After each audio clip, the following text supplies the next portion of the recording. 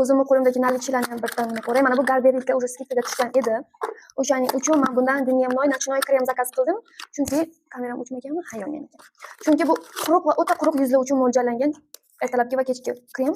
Juda ham zo'r. Ayajonimga zakaz qildim. Keyin mana bu Gyaluronkadan bitta nочной krem o'zimda ham bor.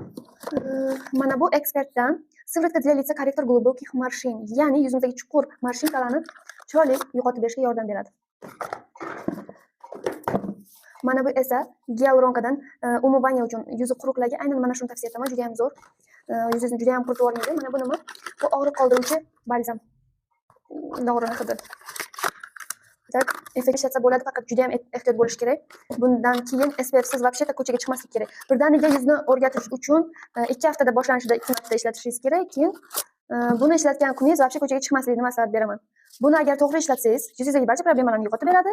Noto'g'ri ishlatsangiz, toza yuzingizni problemaga to'ldirib beradi. O'sha tirnoqlarimiz ham cho'g'dan kam joyi yo'q ekan. Beradi. Lekin krem kerak. Hammasining o'zining vazifasi boshqacha-da. O'shaning uchun buni mana shu 35 yoshdan keyin kattalarga tavsiya qilaman. Yuzda problemasi borlarga ham. Endi xavfli bo'lgani bilan beremennalarga mumkin emas, emizadiganlarga mumkin emas, lekin zo'r narsalar uchun men yuboraman ayajonimga. Agar yaxshi bo'lmaganda yubormas edim.